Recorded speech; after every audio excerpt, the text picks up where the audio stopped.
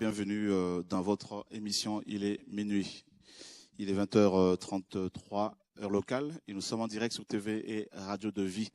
Merci de votre présence, merci pour votre amour, pour votre fidélité, Seigneur. Nous voulons te bénir ce soir encore pour tout ce que tu es, pour ta vérité, Seigneur, qui nous a franchis. Merci pour mes frères, mes sœurs et toutes ces personnes, Seigneur, qui sont connectées ce soir. Nous voulons te dire merci pour cette vérité, la seule vérité, celle qui libère.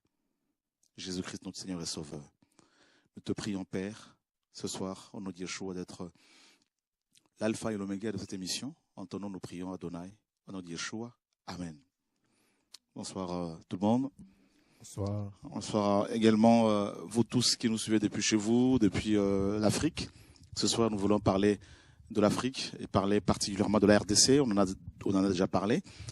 Mais si j'en parle de nouveau ce soir, si nous en parlons de nouveau ce soir, parce que effectivement la situation s'aggrave et aussi bien sur le plan spirituel, premièrement, parce que c'est ça notre mission, c'est de dénoncer les choses honteuses qui se font dans le secret, dans les assemblées, et aussi sur le plan, bien sûr, politique, social et moral. Voilà. Donc, nous ne faisons pas, bien sûr, de la politique, mais nous ne pouvons pas nous taire quand les choses vont mal. Hein, voilà. Donc, j'en parle parce que les Écritures en parlent.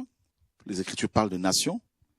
J'en parle parce que nos frères et sœurs dans les Écritures ont parlé de certaines choses, de certaines exactions, n'est-ce pas, et qui étaient commises par des personnes dans leur pays, tout ça. Et j'en parle aussi parce que, voilà, quand je pense à Néhémie, et dans Néhémie chapitre 1, chapitre 2, et on voit cet homme de Dieu pleurer pour son pays, qui était complètement, n'est-ce pas, détruit, la ville était détruite, le temple du Seigneur était incendié. Et on voit également Esdras, compatriote de Néhémie, hein, et qui a aussi beaucoup pleuré pour son pays. Bien sûr, nous ne sommes pas du monde, nous sommes, n'est-ce pas, citoyens des cieux en tant que chrétiens, mais nous ne pouvons pas rester indifférents face, hein, n'est-ce pas, à la barbarie. Voilà. Donc, voilà, en tant que chrétiens, ben, nous prenons position pour la justice, pour la vérité, tout simplement. Je pense également à des gens comme Jérémie dans la Bible, qui est notamment, ce prophète a beaucoup pleuré pour sa nation, et comme Ésaïe le prophète qui a parlé de sa nation, et comme Jésus-Christ notre Seigneur lui-même qui a pleuré sur Jérusalem, hein, qui a pleuré en disant Jérusalem, Jérusalem qui tue et qui lapide les prophètes qui te sont envoyés. Combien de fois ai-je voulu rassembler tes poussins, tous tes enfants comme une poule rassemble sous ses ailes ses poussins, et vous ne l'avez pas voulu. Donc on voit que Yeshua, notre Seigneur, a pleuré sur Jérusalem. Voilà, donc c'est aussi biblique, c'est aussi normal qu'en tant que chrétiens, nous pleurions, hein, sur les nations. Nous savons que c'est Christ seul qui va apporter le rétablissement, la restauration, la paix, mais cela ne nous empêche pas en tant que chrétiens, bien sûr, de dire les choses quand elles ne vont pas, sans pour autant, bien sûr, aller chercher à faire de la politique, à créer des partis politiques, parce que nous savons que voilà, la politique est une, malheureusement, arme entre les mains de l'ennemi pour tromper. Voilà, donc et ceux qui font de la politique tout en étant dans la vérité, ben souvent même généralement ils sont tués. Donc moi mon rôle en tant que prédicateur, en tant que chrétien, ce n'est pas de faire de la politique, mais c'est tout simplement de dire voilà frères et sœurs, voilà les gens du monde, voilà vous qui ne croyez pas en Dieu, voilà ce qui se passe un peu et voilà ce que la parole de Dieu, la Bible, n'est-ce pas, annonce. Voilà, donc nous savons selon les Écritures bibliques, selon les prophéties bibliques, que les nations convergent vers un seul point, le gouvernement mondial. Et nous savons aussi, selon les Écritures, qu'il y aura de plus en plus de troubles, des guerres. Une nation s'élèvera contre une autre nation, un royaume contre notre royaume. Jésus-Christ l'a prédit, l'a annoncé, les apôtres également. Et maintenant que ces choses, ces prophéties s'accomplissent sous nos yeux, ben nous voulons justement vous en parler, afin qu'en tant que chrétiens, afin que vous sachiez, hein, en quel temps nous sommes. Et voilà. Donc, on va rapidement prendre les Écritures dans le livre de Matthieu, chapitre 24. Donc, je ne sais pas si on peut avoir le texte sur l'écran. Si c'est pas possible, c'est pas grave. Donc Matthieu chapitre 24. Et à partir du verset 1er. Comme Jésus sortait et s'en allait du temple, ses disciples s'approchèrent de lui pour lui faire remarquer les bâtiments du temple.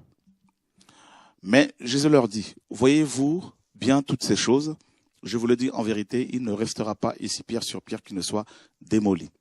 Puis s'étant assis sur la montagne des Oliviers, ses disciples vinrent à lui en particulier et lui dirent, dis-nous, quand ces choses arriveront-elles et quel sera le signe de ton avènement et de l'achèvement de l'âge? Et Jésus répondant leur dit, prenez garde que personne ne vous séduise, car plusieurs viendront sous mon nom disant, je suis le Christ, et ils en séduiront plusieurs. Vous entendrez parler de guerre et de bruit de guerre. Gardez-vous d'être troublés, n'est-ce pas? Et car il faut que toutes ces choses arrivent, mais ce ne sera pas encore la fin. Car une nation s'élèvera contre une autre nation, et un royaume contre un autre royaume. Et il y aura des famines, des pestes et des tremblements de terre en divers lieux. Voilà, donc le Seigneur Yeshua annonce que toutes ces choses ne seront que le commencement des douleurs. Donc il annonce des guerres, il annonce des troubles. Il dit que des nations vont chercher à aller envahir d'autres nations. Et c'est ce qui se passe dans beaucoup de nations, dans beaucoup de pays. Et c'est ce qui se passe effectivement actuellement en Afrique. Voilà. Et voilà. Donc et à cause des richesses de certains pays, aussi bien la Syrie, on voit bien ce qui se passe en Syrie. On a vu il y a quelques années auparavant ce qui s'est passé en Irak à cause du pétrole irakien. On a vu la guerre que le père Bush a eu à livrer, à mener contre ce peuple. Et voilà. Donc et aujourd'hui, on voit la Syrie, ce qui se passe en Syrie à cause du pétrole, à cause du gaz, à cause d'autres richesses. Également, c'est des populations entières qui sont décimées, des millions de personnes qui sont en déplacement, qui vont prendre des canaux rapides, tout ça, des embarcations, mes amis, vraiment pas très appropriées. Et pour, bien sûr, se sauver, il y en a qui chavirent et qui, n'est-ce pas, beaucoup perdent leur vie à cause des guerres. Donc on voit bien que les Écritures s'accomplissent aujourd'hui. Et particulièrement ce soir, nous allons encore mettre l'accent sur la RDC parce que, comme vous le savez, si aujourd'hui j'annonce l'évangile qui touche certains d'entre vous, c'est aussi parce que Dieu, dans sa souveraineté, a voulu que je sorte de ce pays, de ce continent. Donc bien sûr, on ne va pas oublier non plus d'où l'on vient. Parce que ça fait partie de notre identité, bien sûr, humaine, biologique. Donc, naturellement, on peut parler de ces choses-là parce que quand on voit ses amis, quand on voit sa famille, quand on voit ses frères être décimés, en tant que chrétien, on ne peut que gémir, bien évidemment. Donc, quand on voit simplement l'homme, les hommes, quels qu'ils soient, d'où qu'ils viennent, qu'ils soient noirs, qu'ils soient blancs, qu'ils soient asiatiques, qu'ils soient indiens, qu'ils soient métis, qu'ils soient arabes, peu importe nos origines. Donc, quand on voit les hommes décimer, détruire d'autres humains, leurs semblables, on ne peut que, mes amis, on ne peut qu'être outré. Et on ne peut pas rester indifférent face à toutes ces atrocités. Ce n'est pas possible. Voilà. Donc, et là, le Seigneur annonce ces choses, annonce ces troubles. Voilà. Alors, qu'est-ce qui se passe actuellement au Congo RDC? Et pour votre information, le contingent de l'ONU, des casques bleus, le plus important, se trouve au Congo, Kinshasa. Pourquoi? Posons-nous la question. Pourquoi? Donc, je ne sais plus combien de soldats, combien de casques bleus Philippe il y a au Congo. 20 000 en tout, 12 000 à l'est et 8 000 dans tout le reste de la RDC. Ok, donc 20 000 en tout. 20 000 soldats. Seigneur mon Dieu. Et donc 20 000 soldats et 12 000 à l'est de la RDC, donc tout ce qui est Goma, tout ça, c'est ça? Goma, Béni, tout ça. Partout il y a des troubles, oui, des massacres. Et bizarrement, ces casques bleus qui sont censés, selon, n'est-ce pas, la charte de l'ONU, apporter bien sûr la paix, selon eux. Et malheureusement, il y a de plus en plus d'atrocités, de meurtres, d'assassinats et d'exactions, où se trouvent justement, là où se trouvent ces casques bleus. Donc, nous comprenons par là, mes amis, parce que quand même ces casques bleus, ils viennent de plusieurs nationalités, de plusieurs pays. Ils ont des armes. L'ONU, quand même, c'est pas rien. C'est l'Organisation des Nations Unies. Et donc, dont font partie les États-Unis également. Tout à fait. La France, l'Europe, plusieurs pays européens. Donc, vous pensez que ces nations telles que les États-Unis n'ont pas assez d'argent, des moyens militaires pour donner des moyens à ces casques bleus, moyens financiers, matériels, pour mettre fin à tous ces troubles? Non, personnellement, je crois que cette guerre dans l'Est, à l'Est de la RDC, ces troubles, ces exactions, c'est voulu, c'est entretenu, c'est encouragé, créer le chaos pour mieux régner, pour mieux diriger, pour mieux dépouiller. Pourquoi? Parce que à l'Est, il y a beaucoup de richesses. On en a déjà parlé, Donc je ne sais pas si tu peux énumérer un peu rapidement, Philippe. On en découvre à chaque fois. Donc au départ, on a parlé de coltan, mais il paraît qu'on a trouvé encore d'autres. Ils appellent ça des terres rares. Donc en fait, il y a toujours des découvertes qui sont faites. Et ces découvertes-là conduisent au malheur du peuple. Okay. À chaque fois qu'ils découvrent, c'est toujours dans des zones habitées, souvent. D'accord. Donc il faut déplacer ces populations, voilà. Les massacrer. Voilà. Parce que c'est des massacres. Oui, tout à fait ça. Afin de récupérer leurs terres, leur terrain, tout ça. Et voilà. Donc, mes amis, voilà, on va bien. Ces casques bleus qui sont censés apporter la paix à ces populations déjà pauvres, appauvries volontairement, alors que leurs terres sont riches. Et donc, ces casques bleus sont là, de connivence avec l'État congolais, le gouvernement congolais, et pour bien sûr dépouiller, voler, extraire ces minéraux, et voilà. Donc, par contre, le sang qui coule, des familles qui sont brisées, des enfants qui perdent leurs parents, qui se retrouvent orphelins à 2 ans, 1 an, 6 mois, ce n'est pas leur problème. Ce n'est pas leur problème. Des parents qui perdent leurs enfants, ce n'est pas leur problème. Alors que ces hommes, ces femmes ont aussi des mères, ont des pères, ont des enfants. Oui. Mais par contre, ça ne les intéresse pas, parce que ce qui les intéresse, c'est l'argent, le matériel, des choses qu'ils vont laisser à la mort, qu'ils ne vont même pas emporter avec eux à la tombe. Donc on ne peut pas rester, bien sûr, indifférent. Alors on va vous montrer justement, je sais pas, des images. Il y a des images. Oui, il y a les images. Ces massacres. Les massacres, j'espère que... Alors les âmes sensibles, voilà, donc s'il y a des enfants avec vous, mes frères et sœurs, peut-être il va falloir les déplacer, et parce que les images qu'on va vous montrer sont des images assez... c'est des images assez insoutenables, parce que en fait, choquantes. On se pose la question si c'est vraiment par hasard d'avoir opéré de cette façon, parce que souvent c'est carrément des opérations chirurgicales, quoi. On ouvre carrément le cœur, on ouvre, c'est atroce. C'est atroce. Même des petits enfants, on voit des boyaux à l'extérieur. Ces enfants-là ont des parents. On n'imagine pas comment est-ce possible que l'être humain soit arrivé à ce point-là. Voilà. Au point de pouvoir déchiqueter un bébé, le mettre carrément dans un endroit où on est capable de le mettre au four. C'est terrible, les images. Les images sont vraiment insoutenables. Quand on regarde ça, on se pose la question si il n'y a pas un démon, s'il n'y a pas un programme d'extermination d'un peuple, quoi, et de la terreur surtout. Ouais. Parce que certainement, parce que on découpe à petit. C'est un génocide. Il n'y a même pas de mots. Il n'y a même pas de mots pour décrire. C'est plus qu'un génocide. Surtout les femmes, nos mères, nos sœurs, qui souffrent énormément. Des femmes enceintes qui sont carrément. On ouvre carrément le ventre, on sort l'enfant et on joue avec l'enfant comme c'était un petit ballon. Ce sont des images réelles dont je te parle. Voilà, des fœtus. Donc on se pose la question à quel point l'homme est arrivé au point de se comporter comme pire que les animaux, parce que les animaux globalement ils tuent pour se nourrir. Mais là, l'être humain, notamment à l'est de la RDC, ils sont devenus tous malades. C'est ce silence assourdissant qui est terrible, quoi. Regardez-moi cette image, cet enfant qui pleure son père. Nous sommes à l'est de la RDC. À l'est. Et Ouais. Et où se trouvent justement les casques bleus de l'ONU. Juste pour donner une information importante, cette image a aujourd'hui 20 ans, celle-là. Mais ce qui se passe maintenant, c'est encore pire que ça. Elle a 20 ans, cette image, à peu près.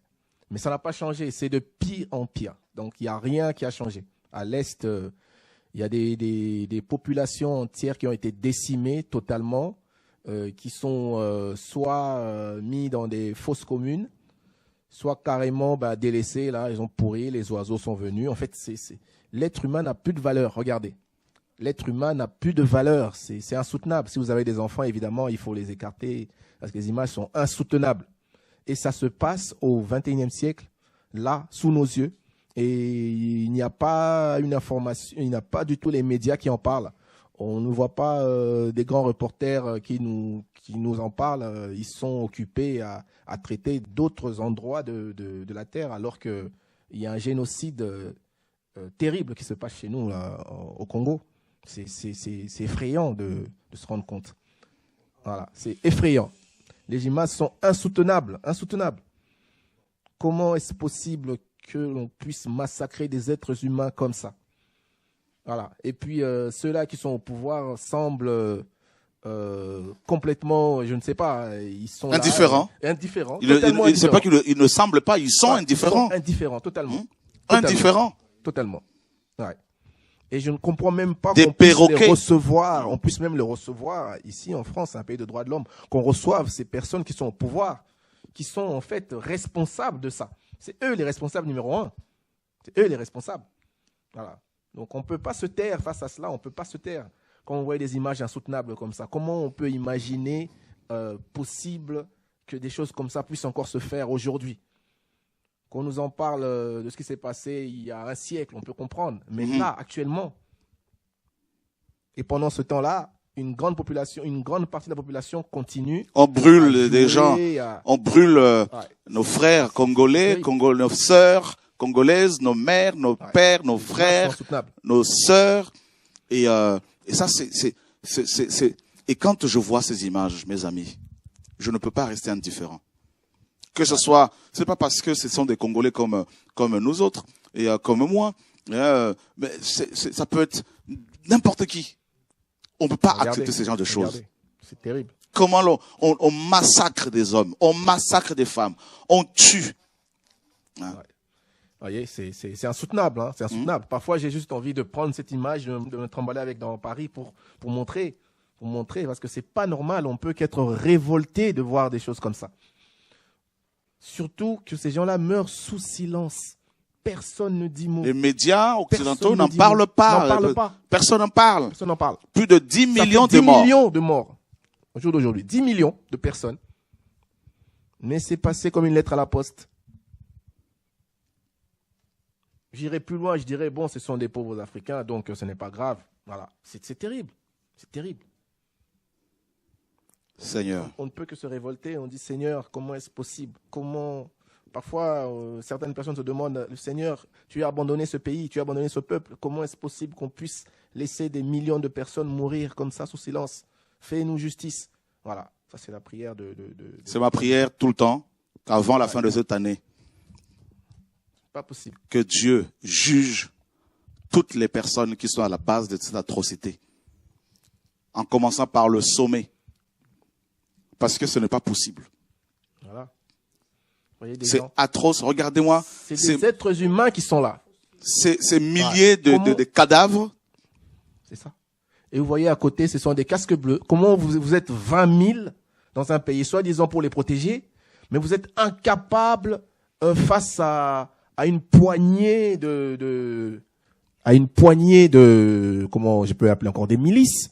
Donc derrière, des milices souvent financées par nos dirigeants. Exactement, hein? Exactement, tout à fait. Ça veut dire que derrière ces milices-là, il y a toute une organisation qui est faite, diabolique, démoniaque, qui est là en fait pour décimer vraiment cette population volontairement. Ils vont nous parler des guerres ethniques et tout ça. Je ne suis pas convaincu de cela. Je pense plutôt qu'il y a une volonté d'éliminer une partie de cette population pour pouvoir mieux gérer toutes les richesses qui sont là. C'est terrible, la cupidité des hommes. C'est terrible, la cupidité des hommes. Et avec ces minerais, on fabrique des iPhones, des ordinateurs, exactement. La fusée Ariane, tout ça. Voilà. Voilà, regardez-moi ça. Ouais. Vous pensez vraiment, mes amis, que l'on peut se dire chrétien et rester indifférent face à toutes ces choses-là? Et faire c'est comme de rien n'était? Et non, c'est pas possible. Le Congo, RDC, n'est plus, mes amis, dirigé et depuis des années, n'est plus, mes amis, gouverné. Et c'est la jungle totale. Et tant sur le plan politique que sur le plan religieux. Donc les églises n'en parlent même pas. Il n'y a pas aujourd'hui un pasteur congolais au Congo RDC qui peut se lever et dire qu'il prêche l'évangile parce qu'ils sont tous corrompus. Je suis désolé, mes amis, parce qu'ils ne peuvent pas continuer à prêcher, n'est-ce pas, l'évangile sans bien sûr dénoncer ces exactions. Et ils viennent ici en Occident pour prêcher dans faire de grandes campagnes d'évangélisation avec costume et cravate, demandant l'argent aux frères et sœurs, aux enfants de Dieu et repartir là avec de gros 4x4. Et tout ça, ils font non, on va arriver à de toute façon, nous allons continuer à les dénoncer, ces personnes. Parce que c'est pas possible de continuer toujours à faire comme si de rien n'était. Où sont ces véritables pasteurs en RDC? On ne les voit pas. Un grand pays comme ça où on voit des pasteurs qui poussent comme des églises qui poussent comme des champignons partout, mais aucun de ces pasteurs ne parle de ces atrocités, ne dénonce ce qui se passe. Ils sont de connivence avec le pouvoir. Ils ont eu l'argent du pouvoir. Ils reçoivent l'argent du pouvoir. Ils vont justement dans les palais du pouvoir pour justement faire allégeance à ce pouvoir. Toujours. Avoir quelques billets de banque et fermer leur bouche. Et tous ces charlatans et tout ça là. Je vous dis, mes amis, moi je prie, je suis bien. Regardez-moi cette image-là. Montrez-nous cette image-là. C'est important que vous voyez ce bébé-là. Voilà. C'est terrible. C'est terrible. Voilà, tout ça. Et ça, c'est rien. Il y a d'autres encore pires. On ne peut pas rester indifférent face à cela. On ne peut pas, c'est impossible. On ne peut pas. Parfois, je me demande s'il ne faut pas placarder toutes ces images-là, les placer dans des grands palais de ce monde pour que les gens voient. Parce que on est en train de se distraire. L'image du bébé là, est où là, s'il vous plaît là? Les gens sont en train de danser et pendant ce temps, les innocents sont massacrés tous les jours dans ce pays. Massacrés, mais à quel point? C'est pas une balle dans la tête. Non, on ouvre carrément, on dissèque un enfant qui n'a rien fait, un pauvre innocent. C'est terrible. On ne peut pas se taire face à cela. Et d'ailleurs, quand quelqu'un est tué seulement, c'est toute une nation qui se lève. Et dans d'autres pays, c'est des artistes qui se lèvent, c'est des stars, même si c'est des gens qui sont dans le monde, qui se lèvent pour prendre position, pour dénoncer. Mais le Congo RDC est un pays aujourd'hui envoûté. C'est pas possible. Donc on va parler de la distraction. Ce peuple qui est dans la distraction aujourd'hui, qui est complètement... Regardez. Un enfant. Imaginez ça. Regardez-moi ça là. Voyez? Qu'est-ce que ce bout de chou a fait? Qu'est-ce qu'il a fait, cet enfant? Qu'est-ce qu'il a fait? Ça, c'est un coup de hache, certainement. Qu'est-ce qu'il a fait pour mériter ça? Qu'est-ce qu'il a fait? Et où sont les prophètes congolais? Où sont les bishops congolais? Où sont les apôtres congolais? Les pasteurs du ventre, les voleurs, les vendus. Il faut que les gens comprennent que nous n'avons pas plaisir à vous montrer ce genre d'image. C'est juste pour que tout le monde soit conscient de ce qui se passe.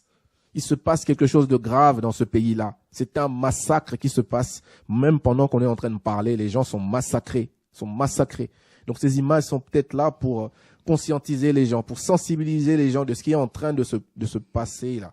Dans très peu de temps, il y aura peut-être, je ne sais pas, on passera de 10 millions à 20 millions. Voilà. Et ça se passe tous les jours sous nos yeux. Donc, on doit vraiment sensibiliser.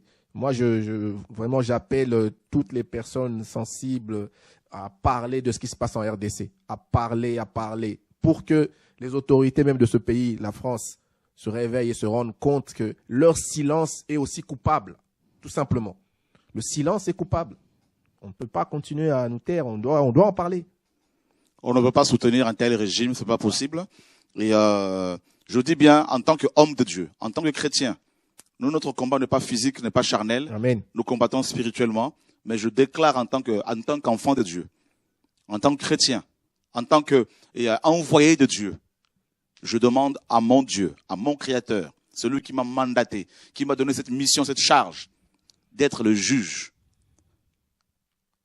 de mes frères et sœurs congolais, qui l'aiment, qui le cherchent. Et je fais une prière la dernière fois, et je continue à la faire, Seigneur, avant la fin de cette année. Seigneur, tu m'as dit que tu allais t'occuper de mon pays. Seigneur, avant la fin de cette année. Seigneur, juge les coupables. Seigneur, interviens. Tu es le Dieu de la justice. Regarde le sang des Congolais qui crient comme le sang d'Abel a crié vers toi. Seigneur, entends les cris du sang de mon peuple. Entends les cris du sang de mon peuple. Seigneur, ta justice, en commençant par le sommet de l'État, jusqu'en bas. Seigneur, juge. Juge. Interviens. Au nom de Yeshua. Prenons les Écritures. Vous savez, pour manipuler un peuple, Satan procède de plusieurs manières. Philippe, mon frère. Pour abêtir un peuple, pour mettre en place l'abêtissement d'un peuple ou l'abrutissement d'un peuple, Satan procède de plusieurs manières. Premièrement, il va procéder, mettre en place, n'est-ce pas, un système de présent, la corruption. Nous sommes dans le livre, mes amis, dans le livre d'Exode, chapitre 23, verset 8.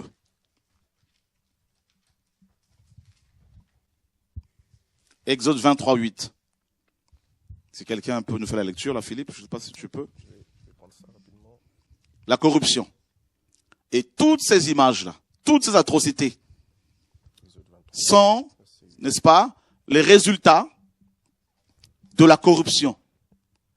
Parce que un peuple corrompu, une personne corrompue, une personne qui va fermer les yeux face aux atrocités, face aux massacres, face aux mensonges.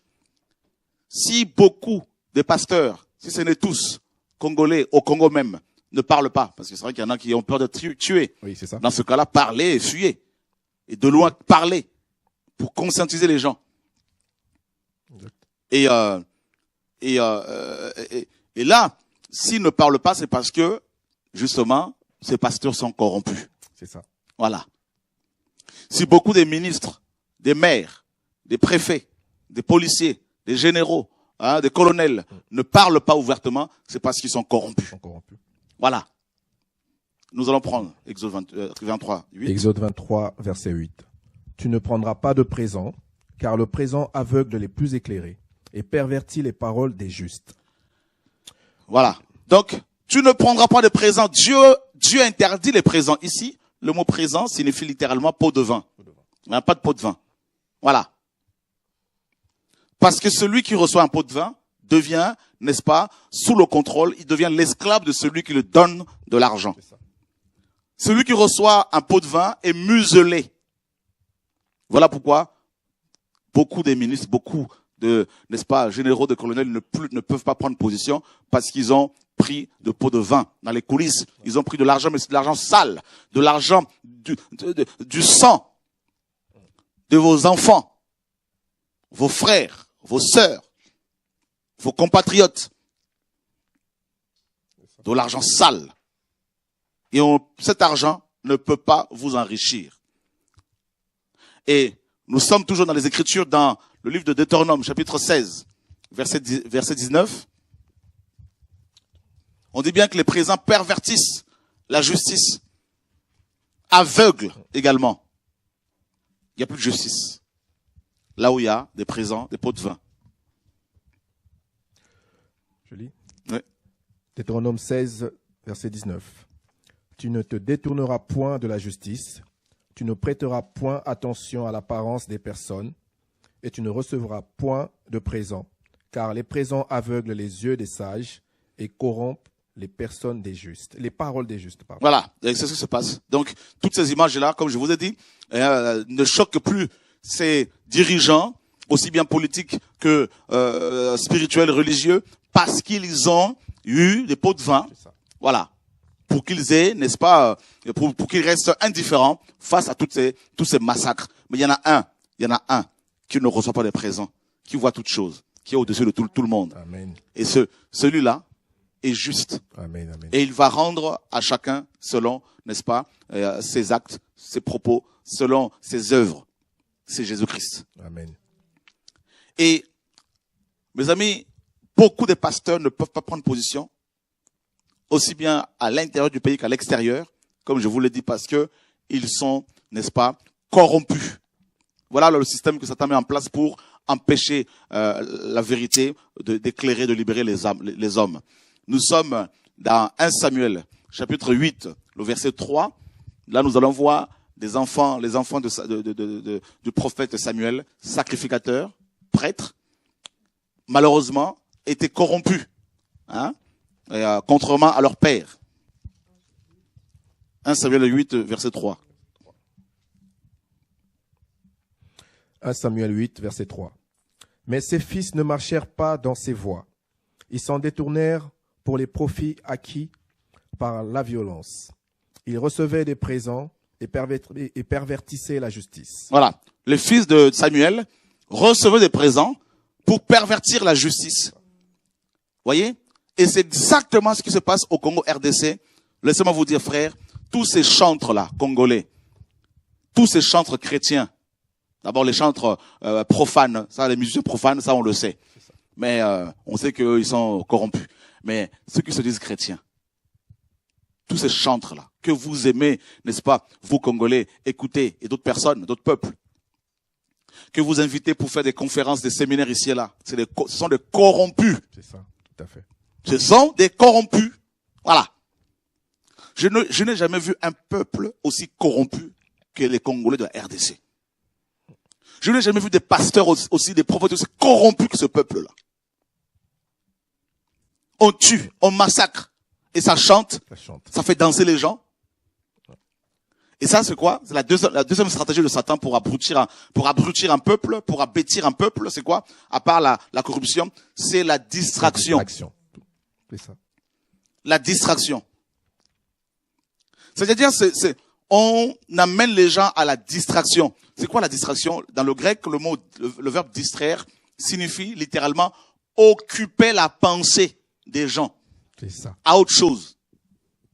Les amener à se focaliser sur autre chose.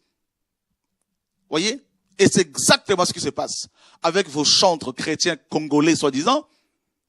C'est tous ces chantres-là qui dansent, qui chantent, tout ça là. Ce sont des corrompus, des gens qui sont là pour distraire les enfants de Dieu. Voyez? David a chanté dans la Bible. David était un chantre. Mais regardez les vérités qu'il proclamait. Il dénonçait le mal. Il dénonçait, mes amis, les meurtres. Il dénonçait le péché. Voyez? L'heure est grave. L'heure est grave. L'heure est grave. Oui, Jésus a prédit ces choses-là. Mais il n'a pas dit qu'il ne faut pas les dénoncer. Il ne faut pas en parler pour nous avertir. Voilà. Voilà ce qui se passe. Donc, pour abrutir un peuple, pour abêtir un peuple, Satan, n'est-ce pas, propose la corruption. Et beaucoup de pasteurs sont corrompus. Ils ont tenté de me corrompre plusieurs fois. Je dis non ouvertement. Et je continuerai à dire non. Voilà. Amen. Ils ont envoyé des gens avec de l'argent. Je dis non. Je refuse la corruption. Ça ne marche pas. Voilà. Je ne prendrai pas l'argent sale, l'argent du sang de mon peuple, tout ça pour m'empêcher de parler, de dénoncer le mal, de dénoncer ces exactions. Toutes ces exactions. Oh Seigneur, sauve-nous. Et ensuite la distraction. Comment? Par, vous savez, un philosophe, Karl Marx. Il était athée bien sûr, mais néanmoins il avait dit quelque chose de vrai. Il disait que la religion était l'opium du peuple. Et effectivement, Satan a mis en place, n'est-ce pas, la religion de l'homme, humaine, humaniste, une religion impie pour abrutir, abêtir le peuple. Et il se trouve que, effectivement, comme tu le disais, c'est bien Philippe, au Congo, Kinshasa, Il y a des églises tous les 100 mètres, hein, Ah oui. Ah, ça. pratiquement. Et le but de ces assemblées, c'est quoi? Soutenu par le pouvoir, c'est pour abrutir les gens. C'est-à-dire du lundi au lundi, Oui. hein, programme sur programme. Programme sur programme. Du matin au soir. Retrait de prière, de jeûne, jeûne 40 jours, 40 jeûne jours. 21 jours, jeûne de Daniel, jeûne de Moïse, jeûne de ci, jeûne de ça, et il y en a qui en meurent Exactement. pour occuper les gens à autre chose.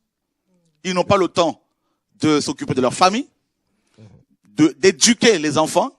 C'est ça. Ils n'ont pas le temps de s'occuper de leur mari, leur femme, leur famille, et ils n'ont pas le temps également de chercher à entreprendre. Parce qu'on leur dit, si vous donnez 100 €, Dieu vous donnera 100 $, Dieu vous donnera 1000 $. C'est ça. Donc les gens sont, n'est-ce pas, ils sont dans la passivité, dans l'oisiveté, et ils s'attendent à ce que des billets tombent du ciel. C'est ça. Vous voyez? C'est un abrutissement terrible. Un asservissement. Un abêtissement. Le comble, même si vous Oui. leur donnez un peu d'argent, ils vont prendre une partie, ils vont donner à l'église. Mais c'est ça justement. Et donc regardez ces images. Vous-même, regardez. Regardez ces images. Si on veut mettre on peut agrandir l'écran. On peut mettre Regardez. en plein écran? Hein? En plein écran, oui. Regardez vous-même. Voilà ce gourou. C'est un pudique. Ce faux prophète. Il se fait passer pour un prophète. Un malade. Il était en prison à cause de, n'est-ce pas, à cause d'escroquerie. Et regardez ce peuple. Hein, vous voyez, du lundi au lundi, on les enferme dans les bâtiments qu'on appelle l'église. Et ils sont dans l'idolâtrie. Ça, c'est autre chose. Hein? Regardez. Dieu dit, tu n'auras pas d'autre Dieu devant ma face. Tu ne te mettras pas à genoux devant les hommes. Quand Pierre s'est mis à genoux, Jean s'est mis à genoux devant l'ange pour l'adorer, l'ange a dit non, adore Dieu. Quand Corneille s'est mis à genoux devant Pierre, Pierre, dans Acte 10, lui a dit, lève-toi, moi aussi je suis un homme comme toi. Regardez-moi ce peuple-là, qui ne se rend même pas compte que on massacre leurs frères et sœurs. C'est ça. Hein? On massacre leurs frères et sœurs. Ils sont là en train d'adorer un homme, de rentrer en transe, de recevoir des démons. C'est triste. Hein? Regardez l'état mental de mon peuple. C'est triste, c'est terrible. Seigneur Jésus-Christ.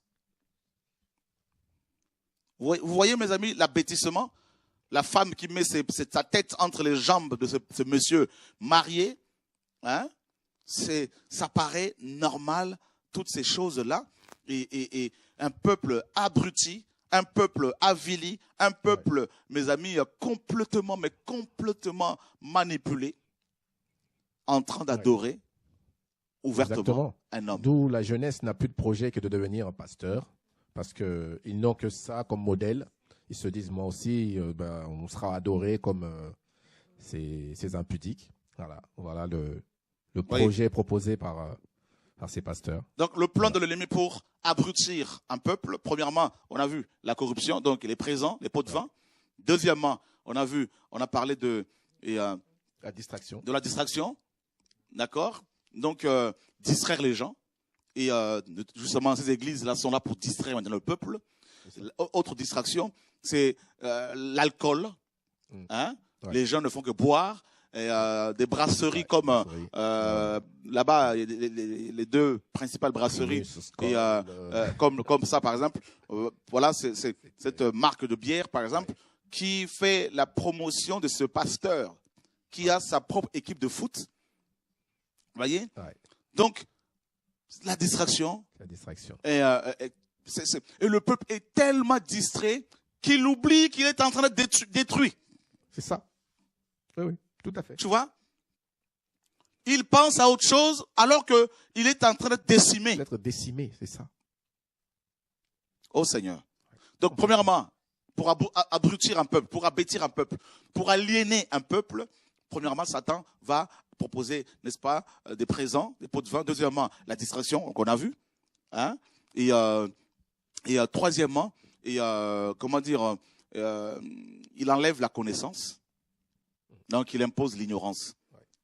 Dieu dit, mon peuple est détruit parce qu'il est sans connaissance. Donc, l'éducation. Les Hébreux ont compris cela.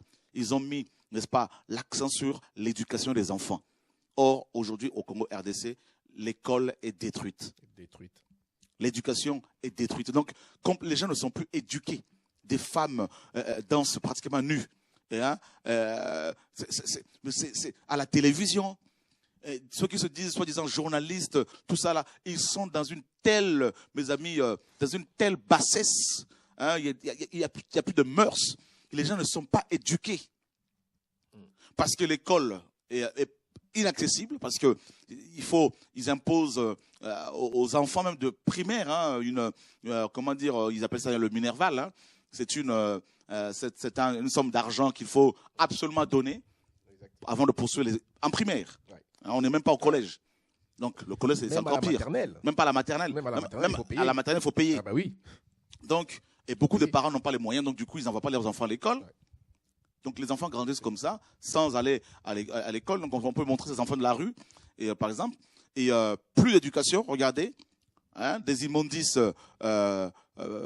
partout, hein, des décharges partout, dans toute la ville. Et ces enfants sont des enfants orphelins. C'est-à-dire des enfants qui n'ont plus de repères. Regardez-moi ces enfants. Des enfants de la rue. Hein?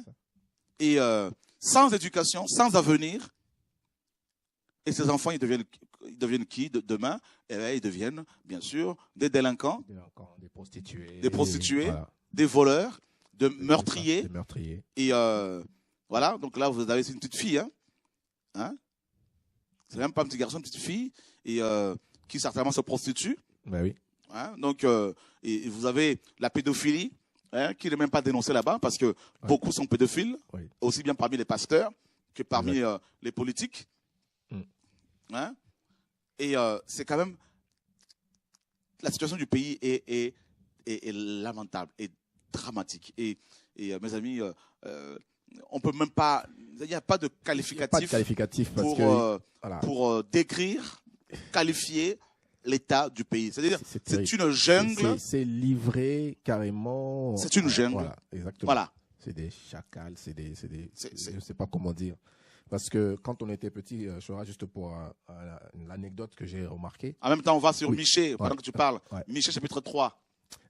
Avant, c'était difficile de parler de sexualité, de choses comme ça et tout. C'était vraiment des choses voilà, très, très, très proscrites, on n'en parlait pas. Mais aujourd'hui, que ce soit à la télévision et tout ça, même à des heures de grande écoute, ils parlent de sexe. Le pays est vraiment, vraiment livré à Satan, quoi. C'est carrément ça. C'est terrible. L'homosexualité est de plus en plus propagée. C'est normal. Encouragée, ouais. Encouragée de plus en plus. Voilà, donc nous sommes dans Michée 3, 11 et Michée chapitre 3.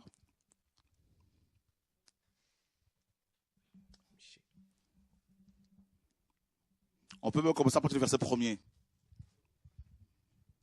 Michée 3 à partir du verset 1er.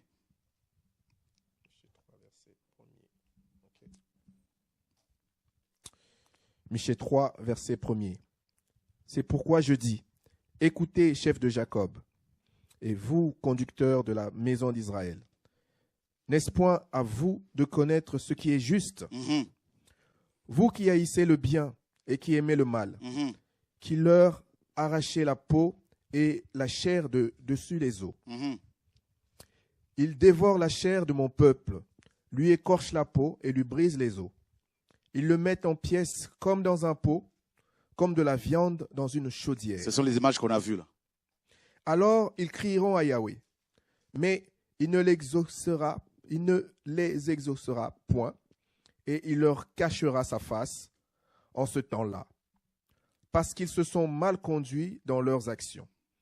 Ainsi parle Yahweh contre les prophètes qui égarent mon peuple et qui proclament la paix quand leurs dents ont de quoi mordre, et si quelqu'un ne leur met rien dans la bouche, ils publient la guerre contre lui. C'est pourquoi la nuit sera sur vous, afin que vous n'ayez plus de vision, et elle s'obscurcira, afin que vous ne deviniez plus. Le soleil se couchera sur ces prophètes-là, et le jour sera ténébreux pour eux. Les voyants seront honteux, et les devins seront confondus. Tous se couvriront la barbe, parce qu'il n'y aura aucune réponse de Dieu. Mais moi, je suis rempli de force, de justice et de courage, par l'Esprit de Yahweh, pour déclarer à Jacob sa transgression et à Israël son péché. Écoutez maintenant ceci, chef de la maison de Jacob, et vous, conducteurs de la maison d'Israël, vous qui avez la justice en abomination et qui pervertissez tout ce qui est droit, vous qui bâtissez Sion avec le sang et Jérusalem avec l'injustice. C'est ce qui se passe au Congo. Ces chefs jugent pour des présents. C'est ce qui se passe, les pots de vin. Ces prêtres enseignent pour un salaire et ces prophètes devinent pour de l'argent. C'est ce qui se passe. Tout à fait. Les chefs, les dirigeants, les politiques, n'est-ce pas? Qu'est-ce qu'ils font? C'est ça. Les politiques font quoi selon la parole ici, les chefs là? Devinent pour de l'argent. Voilà. On dit ces Jugent pour de l'argent. Oui. Les chefs. Ces prêtres, ces chefs jugent pour des présents. Voilà. Donc la justice est pervertie. Exactement. Il n'y a plus de justice, effectivement. Hein, donc le bien est appelé le mal est appelé bien. Il y a des présents, donc ils reçoivent des pots de vin à les coulisses. Exactement. Quand on voit en quoi, à même pas 6 mois, 2 premiers ministres ont été nommés. Hein, ouais. C'est la confusion généralisée. Et ces premiers ministres sont des corrompus, ouais. Hein, des voleurs. Tout à fait. Je le dis haut et fort, tous sont des voleurs.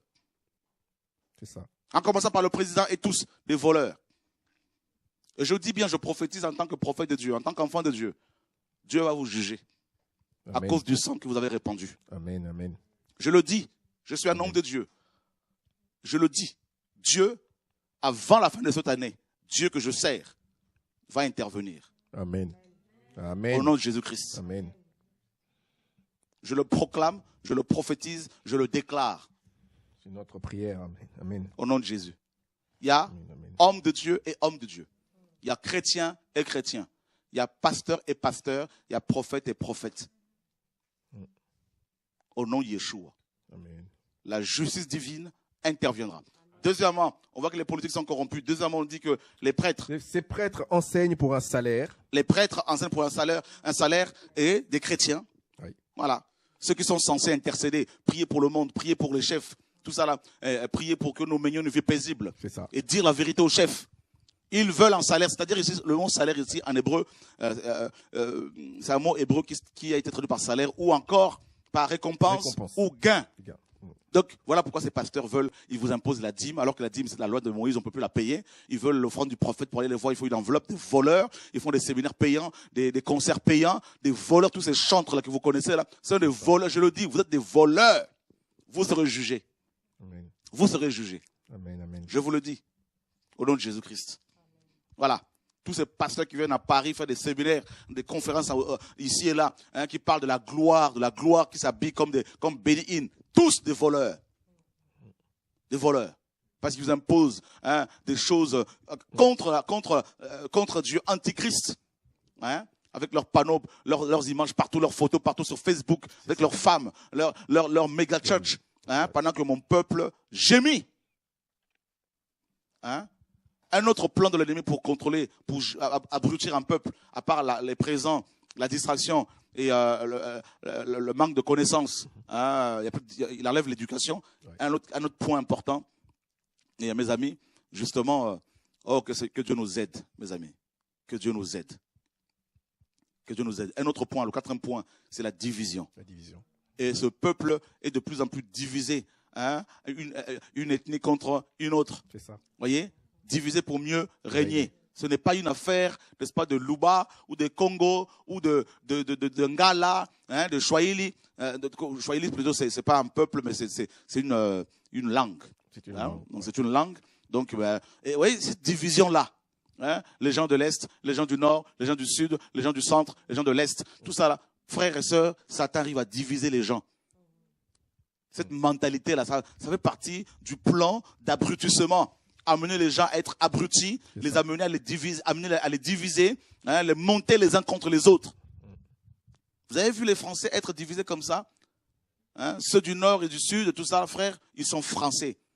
Vous voyez, il y a une vision globale, une identité nationale. Vous voyez, et C'est ce que l'ennemi a enlevé au peuple congolais de plus en plus, c'est-à-dire cette identité nationale, hein, pour ne plus que les Congolais pensent comme une nation, mais comme chacun dans son ethnie. Tout ça, là, cette mentalité, vous voyez, c'est la division. On divise pour mieux régner. Et on va prendre une ethnie, les gens d'une ethnie, on va le mettre au pouvoir afin de massacrer ceux des autres ethnies. Il faut que les Congolais se réveillent, qu'ils comprennent qu'ils sont un peuple.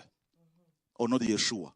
Amen. Vous voyez, les stratégies de Satan pour détruire la RDC, premièrement, c'est les présents, les pots de vin, et nos politiques, et le pasteur, et les chantres chrétiens corrompus. Ils prennent les présents. Deuxième stratégie, c'est quoi? C'est la distraction. Avec ces concerts chrétiens, ces musiciens profanes qui viennent faire danser les gens, tout ça là, boire, l'alcool, la cigarette, hein, le chanvre, tout ça là, la drogue, tout ça, pour distraire les gens afin qu'ils soient occupés à autre chose. Troisième stratégie, c'est le manque de connaissances. On enlève la connaissance, l'éducation. Les gens ne sont plus éduqués. Ils ne connaissent plus leur histoire, l'histoire de leur pays. Hein? Donc ils ne sont pas éduqués, instruits dès la naissance, comme les Juifs. Parce qu'avec l'éducation, la formation, les gens, un peuple peut appréhender correctement le futur, l'avenir. Vous voyez, parce qu'on leur donne les outils pour pouvoir s'auto-gérer, s'auto-organiser. La quatrième stratégie de Satan, c'est la division. Hein? Ethnie contre ethnie pour mieux régner. Vous voyez? C'est ça la mentalité. C'est ça. Il y a plusieurs stratégies. On aura d'autres enseignements plus tard, si Dieu permet, sur les stratégies de l'ennemi pour détruire les nations. Vous voyez? Mais ça, c'est quand même terrible de voir à quel point ce peuple est dans la distraction aujourd'hui. Et on voit ici des chefs qui acceptent les présents, qui demandent des salaires. Hein, les prêtres enseignent pour un salaire. Pour un salaire. Et ces prophètes devinent pour de l'argent. Voilà, l'argent ici dans le grec, le mot hébreu signifie aussi monnaie. Hein? Voilà pourquoi ils prêchent l'évangile de la prospérité. Vous voyez, l'heure est grave. Frères et sœurs, que Dieu nous aide. Donc, je parle, ce soir, j'ai énuméré au moins 4 stratégies de Satan pour détruire la RDC, ou n'importe quelle nation, ou même n'importe quelle assemblée. Premièrement, c'est les présents, les pots de vin, la corruption. Deuxièmement, la distraction. Hein? Voilà. Et troisièmement, hein, il y a l'ignorance. Hein, donc il enlève la connaissance. Les gens n'ont plus la connaissance. Dieu dit mon peuple est détruit parce qu'il manque la connaissance, parce qu'il est sans connaissance. Donc il impose l'ignorance. Quatrièmement, on a vu quoi? La division. Voyez? Division. Même les pays d'alentour, il va amener la division entre les peuples. Mais le problème, ce ne sont pas les peuples, ce sont les dirigeants qui ont une vision, n'est-ce pas, complètement pécuniaire, des motivations financières, tout ça, des ambitions financières, et qui vont monter les peuples les uns contre les autres. Voilà. Mais j'ose croire que le Seigneur va, n'est-ce pas, donner, mes amis, il va justifier ce peuple. Amen. Autre chose. Un autre élément pour distraire un peuple, pour détruire un pays, c'est l'idolâtrie. Oui. D'accord? L'idolâtrie. Et comme on l'a souvent mentionné, ce peuple a idolâtré, a adoré le président Mobutu, a dansé pour le président actuel, tout ça là, Kabila. Et ce peuple danse pour leur pasteur, on a vu, en train d'adorer l'image là, tout à l'heure des chrétiens en train d'adorer leur pasteur. Il est l'heure que les Congolais se repentent. Véritablement. Parce que ce que nous vivons en même temps, c'est Dieu qui nous juge. C'est dur de le dire, mais c'est la triste réalité. Et je crois en même temps que le sang de Jésus-Christ est assez puissant pour nous pardonner. Amen. Et ce soir, nous voulons vraiment implorer la grâce du Seigneur, la miséricorde du Seigneur. Trop, c'est trop. Alors, je ne sais pas si quelqu'un d'autre avait quelque chose à dire avant la fin, ou si vous voulez appeler. Donc, on arrive à la fin, parce que je voulais faire une émission de moins d'1 heure, afin que cette vidéo soit massivement diffusée, partagée. Voilà, que Dieu soit béni. Donc, vous n'avez rien à dire, que le Seigneur soit béni. Alors, en tout cas, Philippe. Oui, moi, c'est juste à chaque fois la même interrogation que je me demande toujours. Je me dis, est-ce que les richesses d'un pays comme la RDC peuvent devenir une malédiction? Je ne comprends pas. c'est devenu une malédiction parce que aussi nous n'avons pas appris nous-mêmes à nous organiser. Comme je l'ai énuméré, hein, comme je l'ai dit tout à l'heure, c'est que nous sommes rentrés, je ne vais pas dire nous sommes rentrés dans la distraction, dans l'idolâtrie, n'est-ce pas? Alors que si Dieu a donné autant de richesses à cette nation, c'est pour qu'elle soit, c'est pour une mission, hein, c'est pour l'évangélisation des nations, c'est pour envoyer des missionnaires partout, c'est pour aider aussi les pays d'alentour. Hein? Donc quand on reçoit, c'est pour penser, quand on est béni par le Seigneur, c'est pour bénir les autres. Mais cette nation n'a pas compris sa vraie mission. C'est pour cela que j'ai prié le Seigneur. Dieu m'a parlé du futur président, je ne dirai pas son nom ici, de ce pays, et qui aura la mission, avant l'enlèvement, parce que nous croyons que le Seigneur peut revenir d'une seconde à l'autre, mais qui va avoir la mission, hein, n'est-ce pas, de rétablir la vérité, rétablir les choses dans cette nation et surtout sa mission prophétique. Voilà. Donc, on donnera beaucoup à qui on a beaucoup confié, nous disent les Écritures. Voilà. Nous avons quelqu'un en ligne, je crois. Ok. Donc, on voit bien. Hein, donc, c'est un pays qui a une grande responsabilité. Voilà. Donc, et qui n'a pas compris sa position prophétique. Oui. En fait, face à le micro près de la bouche, ouais. Face à de telles exactions, face à de tels meurtres en tant que chrétien vivant dans ces régions, par exemple du côté de Kivu, étant sur place, comment vivre en fait finalement face à une telle apparence de règne en fait du mal, de la méchanceté, où il y a plus d'humanité, où il y a plus. Nous avons des frères et sœurs qui sont là-bas, avec qui on est en contact. Et ils sont malheureux et justement il faut beaucoup prier, penser à eux dans nos prières. Et on les encourage à rester fidèles au Seigneur. Et c'est pas facile. Il y en a qui sont exécutés, qui sont tués parce qu'ils sont chrétiens, justement parce qu'ils dénoncent ces pratiques. Donc il faut beaucoup penser dans vos prières. Voilà. On a quelqu'un en ligne, non? Non, c'est pas ça. Oui. Alors, moi, en fait, parce que moi, j'ai vécu un peu ce cas-là en Côte d'Ivoire en 2001-2002. D'accord. On a fui la guerre, donc on a vu effectivement des personnes, des femmes enceintes, éventrées, tout ça. Donc, au vu de toute cette situation, souvent on se pose la question de savoir est-ce que l'Afrique n'est pas maudite? Très bonne question. Voilà. Donc, moi, je voudrais aujourd'hui, selon le plan de Dieu pour l'Afrique, parce que j'entends beaucoup d'Africains qui disent, selon la Bible, je propose quelque chose. l'Afrique est maudite. Alors, moi, demain, on peut faire une émission là-dessus. Hein? Si vous voulez, si ça vous intéresse, on fait une émission là-dessus. Donc, je vous invite de nouveau. Et on va vraiment prendre toute la soirée avec des questions-réponses que les frères et sœurs se préparent pour appeler, pour poser des questions. Donc, demain, 20h30, l'émission « L'Afrique est-elle maudite ?» Voilà. Alors, je voulais juste ajouter quelque chose, si vous permettez. Tu as parlé de quelque chose qui m'a beaucoup touchée, c'est le peuple, en fait. En fait, on a oublié qu'on était un peuple et par rapport en fait à tout ce que l'ennemi en fait a réalisé, si chacun de nous, c'est un examen de conscience, parce que c'est vrai que moi quand je vois des images comme ça, je regarde jamais. J'aime pas, ça me fait mal. Et aujourd'hui, j'étais un peu obligée, j'étais assise ici, ça m'a touchée. Je me dis que si on réalise en fait que effectivement il y a un plan satanique et que dans la Bible on nous parle d'un passage dans 2 Chroniques 7, si mon peuple, 2 Chroniques 7 verset 14, si mon peuple sur lequel mon nom est invoqué s'humilie, prie et cherche ma face, et s'il se détourne de ses mauvaises voies, alors je l'exaucerai des cieux et je pardonnerai ses péchés et je guérirai son pays.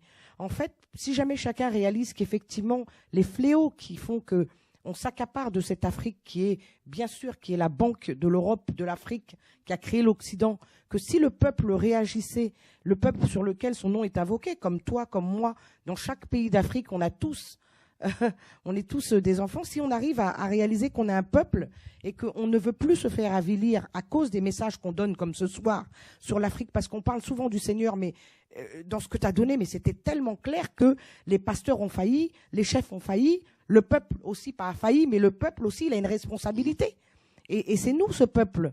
Et donc, je ne sais pas si ce verset, à ce moment-là, aujourd'hui, il prend pas son sens dans le fait que, par rapport à TV de Vie, si on propage ce message que le peuple de Dieu, le véritable peuple de Dieu, doit se réveiller parce qu'il a la responsabilité de prier, de chercher la face du Seigneur à cause des exactions qui sont commises au quotidien par ces hommes de pouvoir, par ces hommes qui veulent continuer à avilir le continent. Eh ben, je crois que le Seigneur, si on met le sac de cendre sur la tête, il va agir parce que moi, je sais que mon Dieu agit. Il est puissant. Amen. Nous savons que c'est des choses qui doivent arriver selon les prophéties bibliques. Mais comme je vous l'ai dit, on ne peut pas rester indifférent face à toutes ces choses-là. Oui, Dieu peut, bien sûr, restaurer une nation et de toute façon, il est juge, il est juste. Et bien sûr, je pense que demain, on va développer toutes ces thématiques-là. Ce sont des corrompus. Le Seigneur a déjà tout fait et c'est aussi à nous de nous organiser. Justement, on va parler de tout ça demain. Parce que quand beaucoup de nos frères africains disent on attend que Dieu agisse, et eux, ils dorment entre-temps. Alors que le Seigneur a dit tout est accompli. Donc on va parler de tout ça aussi demain.